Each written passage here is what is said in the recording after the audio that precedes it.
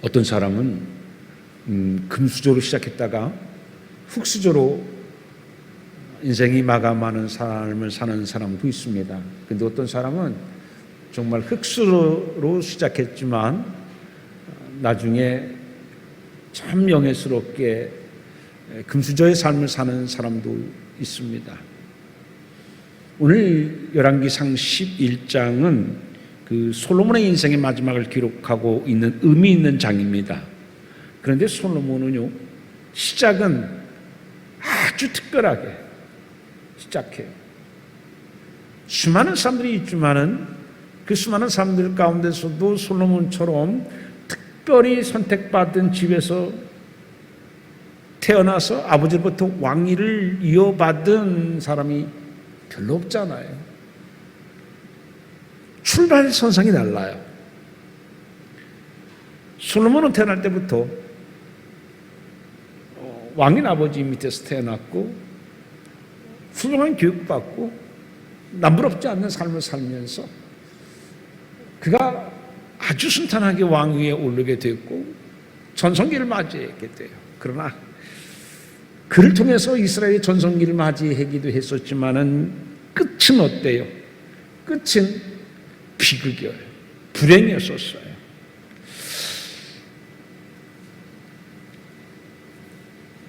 그 이유가 뭐냐면 그 열왕기상 11장은 그 솔로몬의 그 마지막 인생을 기록하면서 왜 그렇게 됐었는가? 금수저로 시작했지만은 흙수저보다도 더 못한 흙수저의 삶을 산 그 솔로몬이 왜 그렇게 되어졌는가를 기록하고 있는 것이 열왕기 11장의 내용입니다. 그가 그렇게 몰락했던 이유는 다른 것이 아니에요. 많은 이방 여자들을 아내로 맞이하였기 때문입니다. 근데 그 이방 여자들을 맞이한 것으로 끝난 것이 아니라 이 이방 여자들을 통해서 자연스럽게 이스라엘의 우상 숭배 사상이 유입되어졌고 결국에는 이것이 이스라엘 전역의 독버섯처럼 번져나가는 일이 되어져서 이것이 결국 하나님의 진노를 사게 되어졌다는 얘기입니다. 오늘 본문의 말씀에 보게 되면 그 말씀을 합니다. 이제 하나님께서는요, 그 마음이 떠난 솔로몬을 책망하시면서 이스라엘의 12지파 가운데에서 한 지파만 남겨두고 나머지 10지파는 내게서 떠나게 될 것이다. 이제 하나님께서는 10지파를 다 빼앗아요. 한 지파만 남겨두고 너에게서 10지파를 빼앗게 될 것이다 라고 하는 것을 예언한 것이 오늘 우리가 본문으로 읽었습니다. 여러분 그 열왕기상 11장 한번 1절에서 3절 말씀을 보면 거기에는요 솔로몬의 이방 여자들과 사랑에 빠진 이야기 그리고 이 이방 여자들을 통해서 우상 숭배 사상이 유입되어지는 모습이 거기에 기록되고 있습니다. 그런데 1절 말씀에 보면은 그런 말씀이 있습니다. 솔로몬은 바로의 그 딸 외에 이방의 많은 여인을 사랑했다. 이렇게 시작하고 있어요. 이방 여인을 사랑했는데 그것도요 많은 이방의 여자들을 사랑했다라고 열왕기상 11장은 시작하고 있습니다. 그런데 여러분 보세요. 1절 같이 읽어봅니다. 시작. 솔로몬 왕이 바로의 딸 외에 이방의 많은 여인을 사랑하였으니 곧 모압과 암몬과 에돔과 시돈과 헷 여인이라. 여러분 가리지를 않았어요. 모압 여자든 또 암몬 여자든 에돔 여자든 시돈 여자든 헷 여자든 그 주위에 사방에 있는 모든 나라의 여자들을 다 취해요.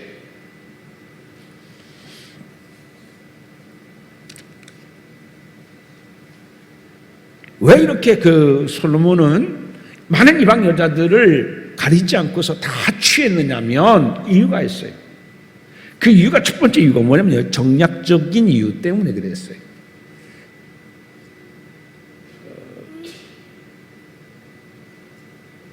당시에는요, 언제 전쟁이 일어날지 모르는 그러한 불안한 나라 정세가 계속됐잖아요. 힘이 있으면은 호시탐탐 다른 나라를 침략하려고 해요. 그리고 어떤 어려움이 있으면 그 어려움을 기회로 해서 다른 나라가 이때다 싶어도 또 공격해 와요. 그러니까 서로 견제하면서 서로 불안한 거예요. 그래서 어떻게 하면 전쟁하지 않고 좀 평안 가운데 살 수 있을까 생각한 것이 뭐냐면 정략결혼이에요. 그래서 다른 나라의 왕실의 여자나 귀족의 그 딸들을 데려다가 혼인하는 거예요. 그게 정략결혼이잖아요. 그래서 그 나라의 평화를, 안보를 담보 삼기 위하여서 이렇게 정략결혼을 했어요. 솔로몬도 마찬가지였었어요. 솔로몬도 이렇게 정략결혼을 통해서 좀 평화를 유지하고 싶었던 것이죠. 이스라엘을 지키고 싶었던 것이죠. 근데 이것은 솔로몬의 잘못된 생각입니다. 왜 그러냐면 이스라엘을 지키는 것은 이런 정략결혼 때문이 아니라 누가 지켜주신다고 생각을 했었어야 돼요? 하나님이죠. 그래서 하나님이 우리를 지켜주신다고 생각했으면 그렇게 모압 여자라든지 암몬, 시돈, 헷 이런 여자들과 결혼하지 않았을 거예요. 근데 그게 과연 하나님은 우리나라를 이 많은 나라들과 우리가 정략결혼 우리만 하지 않으면 왕따 당하는 것 같아요. 그들이 언제 연합해서 우리를 쳐들어올지 모르는 불안감이 있는 거예요. 하나님이 우리를 지켜주시긴 하겠지만 그러나 저들이 한 나라가 아니라 여러 나라들이 정략결혼을 서로 맺고 있는 나라들인데 그 나라들끼리 연합을 해가지고서 우리 이스라엘을 쳐들으면 우리는 고립돼요. 큰일 나. 그래서 우리가 고립되지 않고 그들과 어깨를 견주면서 우리 안보를 담보할 수 있는 것은 뭐냐면 정략결혼이라고 생각을 해서 이래 정략결혼을 맺은 거예요. 그 이유는 바로 뭐냐면 하나님에 대한 믿음이 약했었어요. 거기에 대한 확신을 갖고 있지 못하기 때문에 솔로몬은 이렇게 정략결혼을 하게 되어진 것이다 라는 이야기인 것입니다. 두 번째 이유는 뭐냐면 과시욕. 이것이 두 번째 이유예요. 무슨 얘기냐면 당시에는요 다른 나라의 그 공주라든지 귀족의 딸들을 맞이하는 것이 그 나라의 부와 권세를 열방에 나타내는 한 수단이었었어요. 와, 저 나라의 왕은 말이야 한 나라가 아니라 둘이 아니라 셋 그런 공주하고 그런 귀족의 딸들을 맞이했대. 그래? 그건 뭐냐면 따라서 인정받는 거예요. 아주 작고 보잘것 없으면 저 나라에 내 딸을 주겠어요? 귀족의 딸을 주겠어요? 그럼 인정한다는 얘기예요. 그것도 한 나라가 인정하는 것이 아니라 여러 나라 사람들이 인정하니까 그것은 강대국이 되었던 표시예요. 부한 나라는 표시예요. 그 왕이 그만큼 권세가 출중하고 강하다고 하는 표시예요. 그래서 자기의 그런 부와 권세를 자랑하기 위해서 이렇게 많은 이방 여자들과 결혼을 한 거예요. 그래서 정략적인 결혼. 두 번째는 자기의 부와 권세를 자랑하려고 하는 마음. 이것으로 말미암아서 수많은 이방 여자들과 정략 결혼을 하게 되어진 겁니다. 그런데 야고보서 4장 14절 말씀에 보게 되면 너의 허탄한 것을 자랑하니 이러한 자랑은 다 악한 것이다. 야고보 사도는 그렇게 말해요. 여러분 자랑거리가 아닌 허탄한 자랑, 그것은 뭐래요? 그것은 악이래요. 악. 여러분 우리 그리스도인들은 정말 자랑을 잘해야 돼요. 허탄한 자랑하면 안 돼요. 그건 다 악이라고 말씀했어요. 근데 지금 솔로몬은 그 허탄한 자랑을 위하여서 수많은 여자들을 자기 아내로 맞이하고 첩으로 맞이하고 후궁으로 맞이하면서 자기의 권세와 자기의 부를 지금 뽐내고 있어요. 나 솔로몬이야. 나 이런 사람이야. 자기를 과시하기 위함인데 이것이 바로 악이다라는 얘기입니다. 에레미야 9장 24절 말씀에 보게 되면 하나님께서 이렇게 말씀하십니다. 지혜 있는 자는 그 지혜를 자랑하지 마라. 용사는 그 용맹을 자랑하지 마라. 부한 자는 그 부함을 자랑하지 마라. 그렇게 말씀해요. 왜 지혜 있는 자가 지혜를 자랑하지 말래요? 그 지혜를 주신 이는 누구예요? 하나님이에요. 자기의 지혜가 아니에요. 용맹, 그것도 하나님이 주신 거예요. 다른 사람들 다 벌벌 떨어서 골리앗 앞에서 다 오금이 저려가지고서 앞에 나서지 못하는 상황 속에서 다윗이 용기는 어디서 생겼어요? 하나님이 주신 거예요. 그래서 여러분, 다윗은 자기 용맹함을 자랑하지 않았잖아요. 잘 생각해 보세요. 웬만한 사람 같으면요, 나 이랬었어 라고 자기의 용맹함을 얼마나 자랑하고 선전했겠어요. 근데 다윗은 그러질 않아요. 왜요? 그 용맹도 누가 주신 거예요? 하나님이 주신 거예요.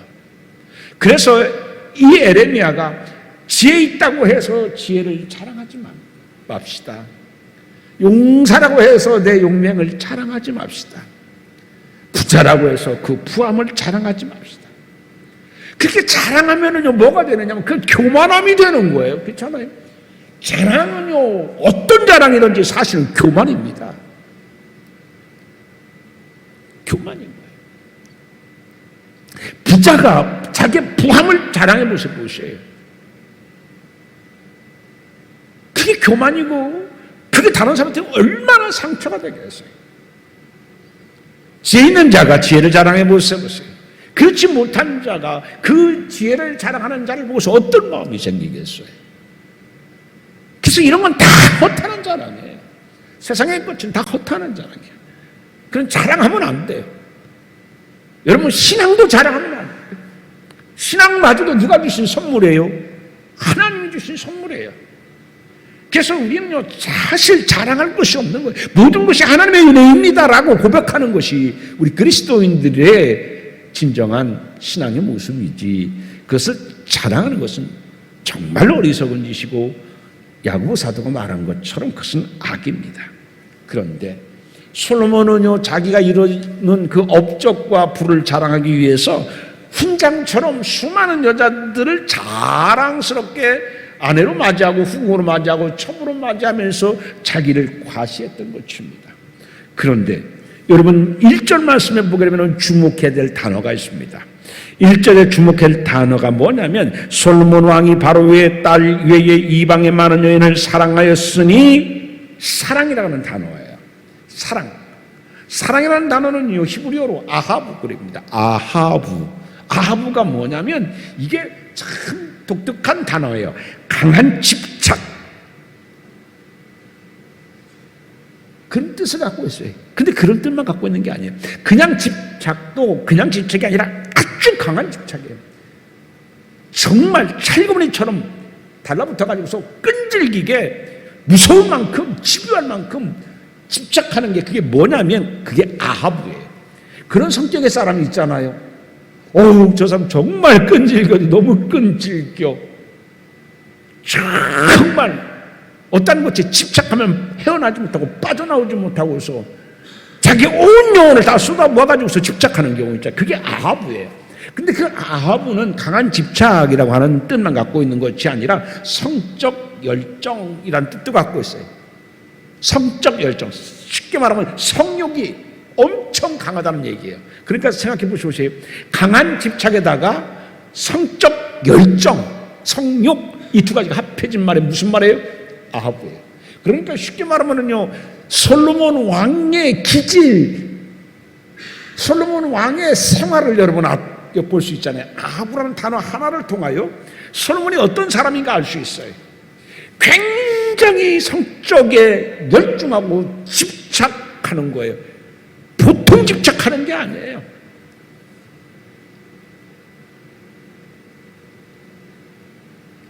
이것을 의학적 용어로 얘기해서 색광증, 그렇게 얘기합니다. 색광증. 그래서 술에 중독되듯이 색에 중독되는 거예요. 근데 정말 고칠 수 없는 것은 그 색 중독증은 절대 지금도 어떤 의학도 어떤 심리학에서도 그걸 고치지를 못해요. 정말 강한 거예요. 무서울 만큼 강한 거예요. 여러분, 도박하는 사람들이 자기의 손목을 잘라도 나중에는 그래도 발로 한다고 할 만큼 도박의 중독성이 강하잖아요. 근데 성적 중독증은 이건 말할 수가 없어요. 누가 그런 지금 중독증에 빠졌어요? 솔로몬이 그렇다는 얘기입니다. 저는 가끔 생각하는 게요, 참 신비하고도 이상하고 이해하지 못하는 것들이 많아요. 솔로몬이 지은 것들이 성경에 지금 잠언이라든지 이런 거 전도서에 있지 않습니까? 지금 이해가 안 가요. 마지막에 비참하게 자기가 있는 건 다 빼앗기고, 그런 사람이 쓴 것이 성경에 있다는 게, 이걸 어떻게 이해하고 어떻게 해석할까? 그냥 여러분 당연하게 여러분은 생각하십니까? 당연하게 그런 사람이 쓴 게 어떻게 성경에 들어갈까? 그걸 경전이라고, 그런 사람이 쓴 글이 경전이래요, 성경이래요. 이걸 어떻게 해석할까? 지금 우리가 신앙이라는 것은요, 당연하게 생각하면 안 돼요.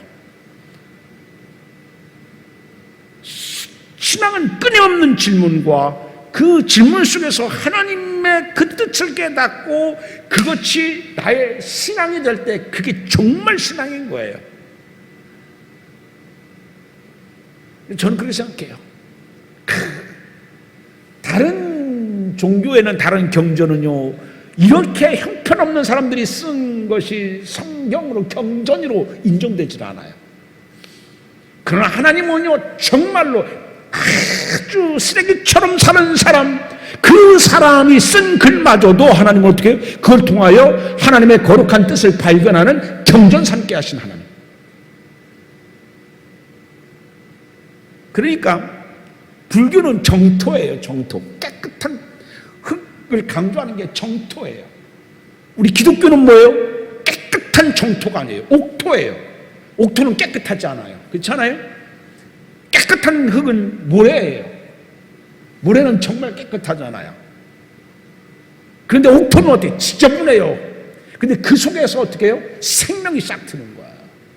예수님의 족보를 봐봐요. 예수님의 족보는 정말 수치스러울 만큼 가리고 싶은, 이게 내 조상인 것을 감추고 싶을 만큼 그런 사람들이 많이 있잖아요. 그죠? 예수님은 누구를 통해 나와요? 그러한 정말 수치스러운 조상들을 통하여, 죄된 사람들을 통하여, 그 누구보다도 지탄받을 사람들을 통하여 예수님께서는 이 땅에 성육신하시잖아요. 그게 신비한 기독교의 비밀인 거예요. 여하튼 이 솔로몬은 그렇게 강한 집착을 보이는, 성에 강한 집착을 보이는 사람이 있어요. 그만큼 그는 쾌락을, 육체의 쾌락을 추구했던 아주 하나님의 그 영적인 것과는 관계가 먼 사람이었다라는 이야기인 것입니다. 그런데 이게요, 젊을 때만 그런 것이 아니라 어떻게 해요? 나이 들어서도 마찬가지예요. 점점 그런 욕심이, 그런 욕망이, 그런 욕종이, 그런 열정이 식어갈 나이에도 불구하고 솔로몬은 그러지를 않았다. 오늘날로 말하면요, 노인이 주책 떠는 거나 마찬가지였었어요. 생각해 보셔보세요. 솔로몬이 나이가 많으면서도 계속 그거를 멈추질 않는 거예요. 더 늘리면 늘렸지, 더 늘리면 늘렸지. 그게 솔로몬이에요. 그러니까 성경에는 아하브라고 하는 단어를 사용해서 솔로몬이 어떤 사람인가를 우리에게 말씀해주고 있는 것입니다. 자, 그런데 이 여자들을 사랑한 것만이 문제가 되는 것이 아니에요. 자, 하나님께서는요, 이미 말씀하셨어요. 뭐를 말씀하냐면 이방 여자들을 아내로 맞이하지 말라고 얘기를 하셨어요. 자, 2절, 11장 2절을 한번 읽어봅니다. 시작. 여호와께서 일찍이 이 여러 백성에 대하여 이스라엘 자손에게 말씀하시기를, 너희는 그들과 서로 뭐하지 말며 통혼하지 말며 그들도 너희와 서로 통혼하게 하지 말라. 왜요? 그들이 반드시 너희의 마음을 돌려 그들의 신들을 따르게 하리라 하셨으나 솔로몬이 그들을 사랑하였다. 솔로몬이 모르는 게 아니에요. 이미 일찍이 하나님께서는요, 솔로몬뿐 아니라 이스라엘 사람들에게도 말씀해 주셨어요. 이방 여자들과 통혼하지 말라. 그들을 통하여서 이렇게 이방 신들을 따르는 일들이 생겨지게 될 것이니 절대 이방 여자들과 통혼하지 말라. 그렇게 하나님께서 말씀하셨어요. 그런데 여기에 그 2절에 보게 되게 되면 끝에 그들을 사랑하였더라라고 말씀하고 있잖아요. 이 사랑하였더라라고 하는 것은 아까 1절은 아하부예요. 근데 2절은 뭔지 아세요? 아하부라고 이런 단어를 쓰는 것이 아니라 다바크라는 단어를 쓰고 있어요. 다바크가 뭐냐면 아까 아하부하고 비슷한데 집착하고 달라붙다 이런 뜻을 갖고 있는 것이 다바크예요. 하나님께서 이방인자들을 멀리하라고 했는데 어떻게 해요? 아니에요. 더 집착하는 거예요.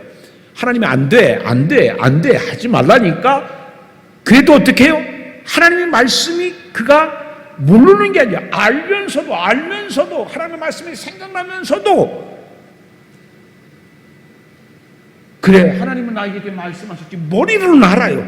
머리로는 아는데 어떻게 해요? 생활은 집착하는 거예요. 이방 여자과의 결혼, 이방 여자들과의 그런 육체적인 쾌락, 이걸 집착하게 되었다. 그래서 아하부, 다바크를 통해서 솔로몬이 하나님을 얼마나 멀리 떠났고 그의 마음속에 하나님을 얼마나 많이 멀리 했고 이방 여자들과 가까이 했는가를 말씀해 주고 있어요. 누구를 가까이 해야 돼요? 하나님을 가까이 해야 되는데 누구를 가까이 해요? 이방 여자들을 가까이 하는 거예요. 자, 그것이 아하부, 다바크를 통해서 우리에게 말씀하시는 것이에요. 자, 그래서 5절 한번 읽어봅니다. 5절. 자, 5절 말씀은 자, 시작. 이는 시돈 사람의 여신 아스다롯을 따르고, 자, 이 이방 여자들을 통해서 수입되어진 지금 우상 종교를 이야기하고 계셔요. 시돈 사람의 여신 아스다롯을 따르고 라고 했습니다. 이 아스다롯은 뭐냐면 여러분들이 잘 알고 있는 가나안 사람들이 섬기던 풍요와 풍요의 여신으로서 사랑 그리고 다산을 상징하는 신입니다. 그래서 이 다산, 사랑 이것을 상징하기 때문에 이 아스타롯을 제사 지낼 때에는 어떻게 제사를 지내냐면 남녀가 홀딱 벗고 신전에서 음란한 성행위를 하는 게 제사예요. 그러면 저기에서 신이 아스타롯 신이 보고서 흐뭇하게 하셔서 때를 따라서 비를 잘 내려줘서 우리가 농사가 잘 되게 한다. 그게 뭐예요? 그게 아스타롯이에요. 자, 그 다음에 암몬 사람의 가증한 밀곰을 따름이라 그랬잖아요.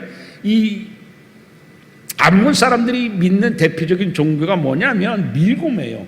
이 밀곰은 뭐냐면 이게 소위 말하면은 그 사람을 인신제사라고 하죠. 인신제사. 그 사람을 제물로 바치는 거예요. 여러분 우리나라도 보면 전래동화라든지 뭐 판소리 같은데 뭐 이런 데 보게 되게 되면은요 그 용이나 이무기한테 처녀를 제물로 바치는, 그래서 용이나 이무기의 노여움을 풀어주는 이야기들이 나오지 않습니까? 그게 쉽게 얘기하면은 그 밀곰이에요. 그래서 사람을 제물로 바치면 이 밀곰은 그거를 제물로 기뻐하는 거예요. 그래서 노여움을 풀고 사람들을 잘 되게 한다. 이게 뭐예요? 그게 밀곰이에요. 여러분 잘 아는 이야기잖아요. 여러분 우리가 심청전에 보게 되면은요, 심청이도 어떻게 해요? 자기 아버지의 눈을 뜨게 하기 위해서 그 공양리 300석에 자기를 팔아서 어디에 빠져요? 인당수에 빠져서 용왕에게 바쳐주는 제물이 되어지잖아요. 그게 그러한 종교가 바로 뭐냐면 그게 암몬 사람들이 섬겼던 밀곰입니다. 그러니까 인신제사죠. 사람이 제물인 것입니다. 그모스, 여러분 거기 보면은 그 7절에 모압에 가증한 그모스를 위하여 그랬잖아요. 7절에는 모압에 가증한 그모스를 위하여. 그모스는 뭐냐면 태양의 신이에요. 태양의 신. 여러분 태양의 신이라니까 여러분 어떤 생각을 합니까? 이건 힘이 있는 걸 생각하잖아요. 맞아요. 전쟁의 신으로 정복자의 뜻이에요. 그래서 이 그모스 신을 잘 섬기게 되면 전쟁에서 막 다 이기기 위해서 어떻게 해요? 나라가 막 점점 강대국이 되고 확장하는.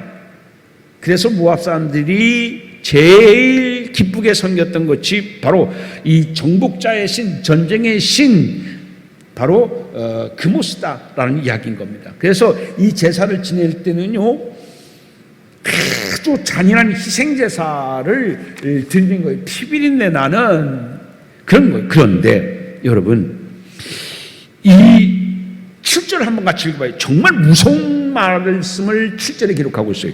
7절 시작. 모압에 가증한 그모스를 위하여 예루살렘 앞 산에 산당을 지었고, 여러분 이거는 그모스만 위한 게 아니에요. 앞에 있었던 그 여러 가지의 이방 신들을 위하여 어디에다가 그들을 위한 산당을 지었대요? 예루살렘 앞 산에. 예루살렘에는 뭐가 있어요? 하나님의 성전이 있어요. 근데 하나님의 성전 앞에다가 보란듯이 이러한 이방의 신전들을 지은 거예요. 그런데 많은 학자들이 그러면 예루살렘 앞 산은 무슨 산일까? 무슨 산 같아요? 이게 감난산이에요. 무슨 산? 감난산이에요. 근데 감난산은 이 예루살렘보다 더 높아요. 제가 자주 하면 예루살렘이 굉장히 높거든요. 지난주에도 제가 예루살렘에 대해서 말씀했습니다. 굉장히 높아요. 그래서 지난주에 제가 말씀했잖아요. 내 도움이 어디서 올까? 그래서 너희들은 어디를 바라봤다 그랬어요? 산. 왜요? 산 위로 둘러싸여 있어요. 높은 고원 지방에. 그런데 하나님의 성전에 계신 예루살렘 앞에 보란듯이 이런 이방 신들을 위한 산당을 지어요. 근데 이 감난산이거든요. 이게 감난산은 하나님의 성전보다도 훨씬 높은 데 있어요. 그러니까 어떻게 해요? 내려다보는 거예요. 뭐가? 이방 신들이 하나님의 성전을 아래로 내려다보는 거예요. 이거는 굉장한 상징적인 의미입니다.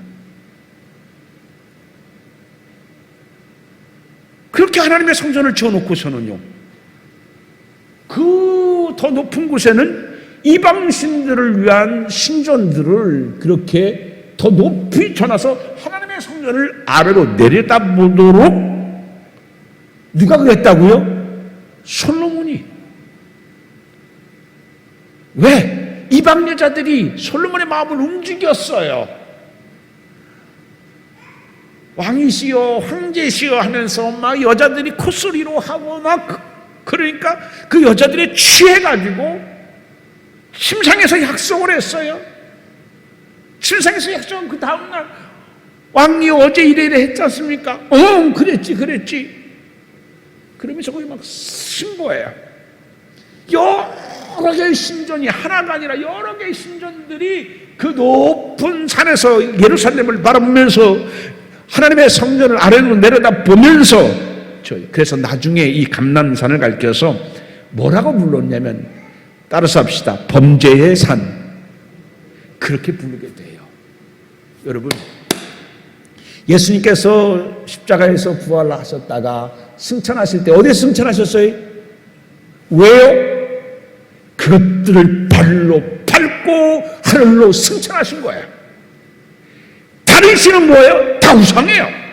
범죄의 산, 우상의 산, 그것들을 발로 밟고 하늘로 승천하신 거예요. 오직 누구만이 참신이다? 그래서 예수님께서는 감난산에서 하늘로 승천하신 거예요. 그 감난산이 그렇게 범죄의 산이기 때문에. 근데 그 죄악을 누가 저질렀어요? 솔로몬이 졌어요. 여러분 생각해 보세요. 솔로몬은 어떤 사람이에요? 맨 처음에는 얼마나 신앙이 열심히 있는 사람이었었어요. 최초로 1천번제를 지낸 사람이 누구예요? 솔로몬이에요. 지금도 어떤 사람들은 1천번제 예물을 드리는 사람들이 있잖아요. 또 1천번제 기도를 하는 사람들이 있잖아요. 그 시조가 누구예요? 솔로몬이에요. 그렇게 열심히 했었어요. 그렇게 열심히 했었던 그가, 하나님과 늘 함께했던 그가, 하나님과 늘 밀접했던 그가, 여러분 생각해보세요. 1천번제가 쉽나? 매일 드리는 거예요. 매일매일 그 시간 되면요, 어떤 일이 있어도 천하 없이 하나님 앞에 기도부터 먼저 하고 예배부터 먼저 하고 끊임없이 변함없이, 그때 그의 마음은 하나님과 얼마나 가까워졌을까요? 여러분 일초 먼저 여러분들 한번 해보시면 얼마나 그 시간이 특별한 시간이고 내가 심혈을 기울여야 그 시간을 제대로 놓치지 않고 지킬 수 있고 그 기간 동안 하나님과 얼마나 가까워짐을 경험할 수 있을 거예요. 그랬던 그가, 하나님을 가까이 했었던 그가 하나님과 멀어져요. 이방 여자들 때문에 멀어져요. 그런데 여러분, 이 일로 말미암아서 어떤 일이 생겼어요? 자, 오늘 아까 읽었었던 본문으로 읽었었던 열왕기상 11장, 자 11절 말씀부터 한번 봅니다. 시작. 여호와께서 솔로몬에게 말씀하시되 내게 이러한 일이 있었고 또 내가 내 언약과 내가 내게 명령한 법도를 지키지 아니하였으니 내가 반드시 이 나라를 내게서 빼앗아 내 신하에게 주리라. 내 신하에게 주리라. 하나님과 가까이 있었을 때는요, 그가 얼마나 이스라엘의 최고의 전성기를 맞이하게 되어졌었어요. 그런데 이제 어떻게 해요? 그러지를 못하게 되어졌어요. 이제 빼앗기게 되어졌어요. 근데 이 솔로몬이 이 일로 말미암았었을 때에 주위에서 사방에서 이스라엘에게 조공을 바치던 나라들이 이제 이스라엘 솔로몬에게 쳐들어오기 시작합니다. 조공은 누가 바쳐요? 힘 있는 자가 바쳐요? 힘 없는 자가 바쳐요? 힘 없는 자가 바쳐요. 그래서 주변의 나라들이요, 힘 없었던 다른 나라들이 조공을 바치던 그 나라들이, 2류, 3류였었던 나라들이 점차 그 나라는 강해지는 거예요. 솔로몬은 어때요? 1류에서 2류로 3류가로 타락해가고 쇠락해가요. 다른 나라들은요, 2류, 3류였어서 굴욕을 참아가면서 이스라엘의 조공을 바치던 나라들은 어떻게 해요? 솔로몬이 생각할 때는요, 깔봤던 그 나라들이 2류, 3류 국가들이 이스라엘을 치러 와요. 여러분, 열왕기의 말씀에 가장, 왜 열왕기를 썼는 줄 아세요? 열왕기의 가장 핵심이 뭔지 아세요? 이스라엘이 나중에 바벨론에 멸망당하고 난 다음에 왜 우리 이스라엘이 멸망당했을까? 그것을 깨닫게 하기 위해서 열왕기를 쓴 거예요. 그래서 그 죄에서 회개하라. 하나님을 멀리하지 말고 하나님을 가까이 하라. 하나님을 멀리했기 때문에 우리가 이렇게 작게는 솔로몬 왕도 2류 국가, 3류 국가에게 이렇게 수치를 당하게 되고 또 그는 나라를 빼앗기게 되어졌고 크게는 나중에는 어떻게 남유다마저도 이제 바벨론의 포로로 끌려 멸망당했잖아요. 하나님과 가까웠었을 때는 솔로몬은요 최고의 전성기를 이루었어요. 그러나 하나님을 멀리 했었을 때 어떻게 해요?